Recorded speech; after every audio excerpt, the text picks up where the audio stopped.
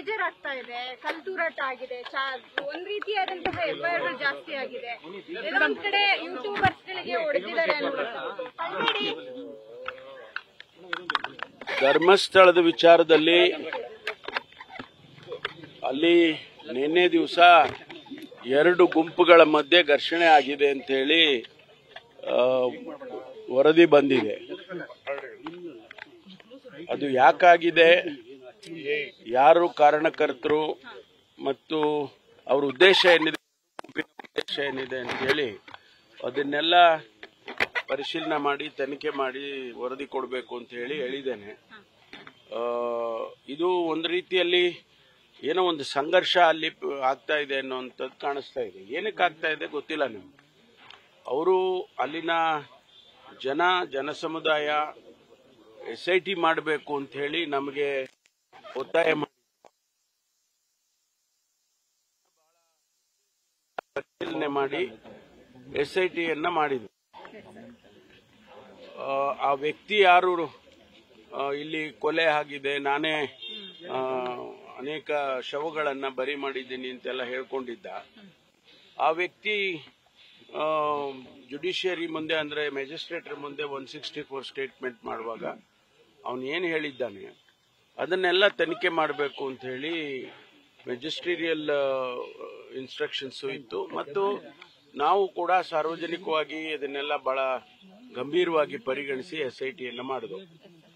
ಅವರು 13 ಸ್ಥಳದಲ್ಲಿ ಅವರು ಐಡೆಂಟಿಫೈ ಮಾಡಿ ಈ 13 ಸ್ಥಳಗಳಲ್ಲಿ ಹೆಣಗಳನ್ನ ಊತಾಕಿದೆ ಅಂತ ಹೇಳಿ ಅವರ ಹೇಳಿಕೆ ಇತ್ತು. ಅದರ ಪ್ರಕಾರನೇ ನಾವು SITನವರು ಆ 13 ಸ್ಥಳಗಳಲ್ಲೂ ಕೂಡ ತೆಗೆದಿದ್ದಾರೆ. 6ನೇ ಸ್ಥಳದಲ್ಲಿ ಒಂದು ಗಂಡಸಿನ ಅಸ್ಥಿಪಂಜರ ಸಿಕ್ಕಿದ್ದೇನೋ ತಾವೆಲ್ಲ ರಿಪೋರ್ಟ್ ಮಾಡಿದಿರಿ ಈಗಾಗಲೇ. ಮತ್ತು 13 ಸ್ಥಳಕ್ಕೆ ಹೋದಾಗ ಕೂಡ ಎಲ್ಲೂ ಸಿಗ್ಲಿಲ್ಲ ಅನ್ನುವಂಥದ್ದು. ಅದು ಹೊರತುಪಡಿಸಿ ಬೇರೆ ಎಲ್ಲೋ ಗುಡ್ಡದಲ್ಲಿ ಒಂದಷ್ಟು ಮೂಳೆಗಳು ಸಿಕ್ಕಿದೆ ಅನ್ನುವಂಥದ್ದು, ಅದನ್ನು ಕೂಡ ಎಲ್ಲ ಸೀಲ್ ಮಾಡಿ FSLಗೆ ಕಳಿಸ್ತಕ್ಕಂಥ ಕೆಲಸ SITನವರು ಮಾಡಿದ್ದಾರೆ. ಇದರ ಹಿನ್ನೆಲೆಯಲ್ಲಿ ಅಥವಾ ಇದಕ್ಕೆ ಸಂಬಂಧಪಟ್ಟಾಗಿ ಅಲ್ಲಿ 2 ಗುಂಪುಗಳಾಗಿ ಘರ್ಷಣೆ ನಿನ್ನೆ ದಿವಸ ಆಗಿದೆ. ಕೇಸ್ ಕೊಟ್ಟಿದ್ದಾರೆ, ಕೌಂಟರ್ ಕೇಸ್ ಕೊಟ್ಟಿದ್ದಾರೆ. ಆ ಕೇಸ್ಗಳನ್ನೆಲ್ಲ ರಿಜಿಸ್ಟರ್ ಮಾಡಿ ಅಂತ ಕೂಡ ಹೇಳಿದ್ದೇವೆ. ಅದನ್ನ ರಿಜಿಸ್ಟರ್ ಮಾಡಿಕೊಂಡು ತನಿಖೆ ಮಾಡ್ತಾರೆ. ಹೋದಾಗ ಕ್ಯಾಮರಾಮನ್ ಮತ್ತು ರಿಪೋರ್ಟರ್ ಮೇಲೂ ಕೂಡ ಹಲ್ಲೆ ಮಾಡಿದ್ದಾರೆ. ಅವ್ರು ಯಾರು ಮಾಡಿದ್ದಾರೆ ಗುಂಪುಗಳು ಆಗಿದೆ, 2 ಗುಂಪಾಗಿದೆ ಅಂತ ಹೇಳಿದ್ದಾರೆ. ಈ ಗುಂಪಿನವರು ಕಂಪ್ಲೇಂಟ್ ಕೊಟ್ಟಿದ್ದಾರೆ, ತಾವು ಹೇಳಿದಾಗ ಹಲ್ಲೆ ಮಾಡಿದ್ದಾರೆ ಅಂತ ಹೇಳಿ ಕಂಪ್ಲೇಂಟ್ ಕೊಟ್ಟಿದ್ದಾರೆ. ಬೇರೆಯವರು ಕಂಪ್ಲೇಂಟ್ ಕೊಟ್ಟು 2 ಕಂಪ್ಲೇಂಟ್ಸ್ ಅನ್ನ ತಗೊಂಡು ಈಗ ತನಿಖೆ ಮಾಡ್ತಿದ್ದಾರೆ. ತನಿಖೆ ಮಾಡಿ ಅದ್ರ ಮೇಲೆ ಯಾವ ರೀತಿ ಕ್ರಮ ತಗೋಬೇಕು, ಕೇಸಸ್ ರಿಜಿಸ್ಟರ್ ಮಾಡಬೇಕು, ಅದನ್ನೆಲ್ಲ SITನವರು ಮತ್ತು ಸ್ಥಳೀಯ ಪೊಲೀಸರು ಮಾಡ್ತಾರೆ. ಬರಬೇಕು ಅನ್ನುವಂಥದ್ದು ಸರ್ಕಾರಕ್ಕೆ ಇರೋ ಕಾಳಜಿ ಕೂಡ. ಆದ್ರೆ ಅಲ್ಲಿ ತನಿಖೆಗೂ ಮೊದಲೇ GPS ಸಿಸ್ಟಮ್ ವ್ಯವಸ್ಥೆಯಲ್ಲಿ ಶವ ಹುಡುಕ್ಲಿಕ್ಕೆ ಅದು ಆಗ್ತಾ ಇಲ್ಲ, ಕೃತಕವಾಗಿ ಅಭಾವ ಸೃಷ್ಟಿ ಮಾಡ್ತಾರೆ, ಪ್ರಣಬ್ ಮುಖರ್ಜಿ ಬೇಕು ಅಂತಲೇ ಕೇಂದ್ರಕ್ಕೆ ಕಳಿಸ್ತಾರೆ. ಈ ತರದ್ದೆಲ್ಲ ಸೃಷ್ಟಿ ಮಾಡ್ತಾರೋ ವಿರುದ್ಧ ಏನೂ ಆಗ್ತಾ ಇಲ್ಲ. ಅದರಿಂದಾಗಿ ಇದೆಲ್ಲ ಪ್ರೊವೊಕೇಶನ್ ನಡೀತಾ ಇದೆ. ಯಾರ್ಯಾರು ಹೇಳಿಕೆಗಳು ಕೊಡ್ತಾರೋ ಅದು ನಮಗೆ ಮುಖ್ಯ ಅಲ್ಲ. ನಮಗೇನು ಮುಖ್ಯ ಅಂದ್ರೆ SITನವರು ತನಿಖೆಯನ್ನ ಒಂದು ತಾಂತ್ರಿಕವಾಗಿ ಆಧುನಿಕವಾಗಿ ಸತ್ಯ ಹೊರಗೆ ಬರುವಂತ ರೀತಿಯಲ್ಲಿ ಮಾಡಬೇಕು ಅನ್ನೋದೇ ನಾವು ಕೊಟ್ಟಿರುವ ಟರ್ಮ್ಸ್ ಆಫ್ ರೆಫರೆನ್ಸ್. ಹಾಗಾಗಿ ಆ ಕೆಲಸ ಅವ್ರು ಮಾಡ್ತಾರೆ. ನಾವು ಅವರನ್ನು ಪ್ರಶ್ನೆ ಮಾಡೋದು, ಇವರನ್ನು ಪ್ರಶ್ನೆ ಮಾಡೋದು, ಅದು ಈಗಲೇ ಮಾಡಿದ್ರೆ ಅದಕ್ಕೇನು ಅರ್ಥ ಬರೋದಿಲ್ಲ. ಅವರಿಗೆ ನಾವು ಜವಾಬ್ದಾರಿ ಕೊಟ್ಟಿದ್ದೀವಿ, ಆ ಜವಾಬ್ದಾರಿನ ಅವ್ರು ಮಾಡಿ ರಿಪೋರ್ಟ್ ನ ಒಳಗಡೆ ತರಬೇಕು. ಹೇಳೋರೆಲ್ಲ ಹೇಳ್ತಾ ಇರ್ತಾರೆ. ಈಗ SIT ಸರಿಯಾಗಿ ಮಾಡ್ತಾ ಇದೆ ಅಂತಾನು ಕೂಡ ಹೇಳ್ತಾರೆ, SIT ಸರಿಯಾಗಿ ಮಾಡ್ಲಿಲ್ಲ ಅಂತಾನು ಹೇಳ್ತಾರೆ. ಆಮೇಲೆ ಇವರೇ ಎಲ್ಲ ಸಜೆಷನ್ಸ್ಗಳು ಕೊಡ್ತಾರೆ. ಆಮೇಲೆ ಇದು ರಡಾರ್ ಇದ್ರದ್ದು ತರಬೇಕು ಅಂತ ಹೇಳಿ ಅವರೇ ಹೇಳ್ತಾರೆ, GPR ಅದನ್ನೆಲ್ಲ ಇವರೇ ತರಬೇಕು. ನಾವೇ ಹೇಳಕ್ ಶುರು ಮಾಡಿಬಿಟ್ರೆ ಅವ್ರು ಹೇಳಿದ ತರನೇ ತನಿಖೆ ಮಾಡಕ್ಕಾಗುತ್ತಾ?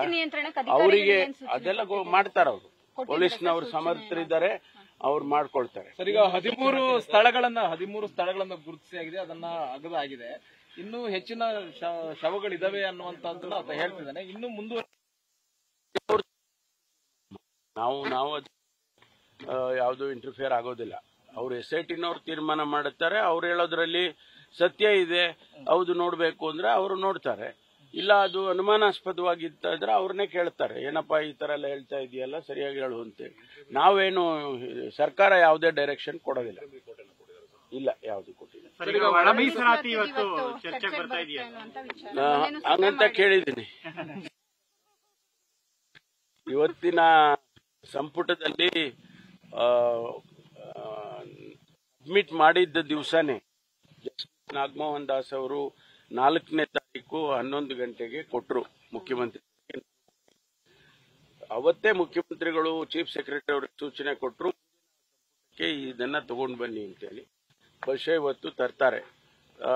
ಅದು ಚರ್ಚೆ ಮಾಡಬೇಕಾ, ಅಕ್ಸೆಪ್ಟ್ ಮಾಡಬೇಕಾ, ಇದೆಲ್ಲವನ್ನು ಕೂಡ ಸಂಪುಟದಲ್ಲಿ ಚರ್ಚೆ ಆಗುತ್ತೆ. ರಾಹುಲ್ ಗಾಂಧಿ ಅವರು ಬರ್ತಾ ಇದ್ದಾರೆ. ನಾಳೆ ರಾಹುಲ್ ಗಾಂಧಿ ಅದೆಲ್ಲ ಕಮಿಷನರೇಟ್ನವರು ಅವರ ಭದ್ರತೆಯ ವಿಚಾರದಲ್ಲಿ ಎಲ್ಲ ಕ್ರಮ ತಗೊಂಡಿದ್ದಾರೆ ಈಗಾಗಲೇ.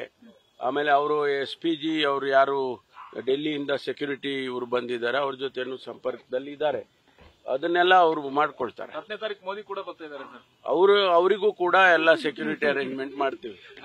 ಪ್ರಧಾನಮಂತ್ರಿಗಳು ಬರುವಾಗ ಸೆಕ್ಯೂರಿಟಿ ಮಾಡಲ್ಲ, ಗೊತ್ತಿಲ್ಲ ಅದೇನು programs. Okay sir, thank you sir. News first ನಿರ್ಭೀತಿಯಿಂದ ನಿಮ್ಮ ಪರವಾಗಿ.